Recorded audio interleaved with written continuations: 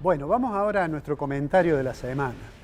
Una semana que, como decíamos al comienzo, tiene muchísima información. Es una semana donde se va a discutir el tema que recién mencionábamos con el padre, que decíamos sobre la edad de imputabilidad de los menores. Se va a discutir sobre la reforma de las normas del trabajo, etc. Pero además es una semana en que estaba anunciado para hoy la publicación, como está establecido en un comunicado del INDEC, estaba establecido que se iba a publicar el IPC, el índice de precio del consumidor. ¿Qué es lo que pasó la semana pasada? Lo comentamos el martes pasado. Desde hace mucho tiempo se anunció, al menos por 3 vías distintas, se anunció en un comunicado de INDEC, se anunció en un comunicado del Banco Central, e inclusive está presente que se iba a reformar la canasta con la cual se releva la información sobre precios al consumidor, se iba a reformar, está incluso en uno de los staff reports del Fondo Monetario Internacional.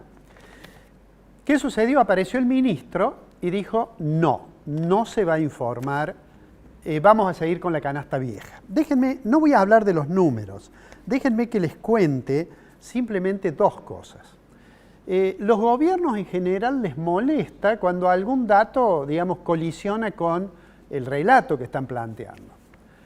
El INDEC ha sufrido algunas veces ese tipo de problemas. En lo que ustedes están viendo detrás mío es la imagen del presidente Kirchner, que estaba su jefe de gabinete, que es el expresidente ahora Fernández, que tomaron una decisión. Hay comentarios que dicen que en 2006 el presidente lo llamó al secretario de Comercio, Moreno, y le dijo, instruyó que quería que la cifra de la inflación del año 2007 estuviese en el orden del 10 o del 11%. ¿Qué es lo que sucedió entonces? Moreno virtualmente intervino el INDEC. Le echaron a quien en ese momento era la responsable de la dirección de IPC y pusieron a otra persona del riñón de Moreno, Beatriz Pagliari, en una oportunidad la presidenta Kirchner le llamó Pagliari, pero es Pagliari, la puso al frente de eso y a partir de allí, fíjense ustedes que en enero del 2007 el índice que informó el INDEC, después de estar intervenido, fue 1,1%. Y la mayoría de las estadísticas decían que era 2, 3 o más de 3%. A partir de ese momento, operó en Argentina se le suele denominar un apagón informático. En realidad, lo que sucedió fue que este índice manipulado de precios al consumidor comenzó a contaminar otras series. Entonces, como digo, ¿cuánto es el salario real? Si tengo mal el índice de precio al consumidor, el salario real me va a dar mal. ¿Cuánto es el crecimiento del Producto Interno Bruto a precios constantes? Si tengo mal el indicador de precio, me va a dar mal. Y durante bastante tiempo, yo diría de 2007, se fue el gobierno siguiente, el gobierno de Cristina, asumió el gobierno de Macri, se declaró la emergencia y esa declaración de emergencia hubo una tarea muy detallada para tratar de recuperar lo que había sido esta manipulación entre 2007 y 2015. Finalmente, 2 años después, se logró que se levantaran esa especie de sanciones que había en los organismos internacionales por la estadística oficial argentina. Fíjense que en esa época uno buscaba en una página, supongamos, del Fondo Monetario o en una página del Banco Mundial y se encontraba con que el dato de Argentina de inflación tenía una nota al pie que decía este dato ha sido cuestionado y hay datos privados que son muy diferentes, etc. Bueno, llevó mucho tiempo la recuperación e incluso hay series que probablemente no se pudieron recuperar como consecuencia de aquella decisión que tomó Moreno, que en realidad tomó el gobierno nacional a través de Moreno.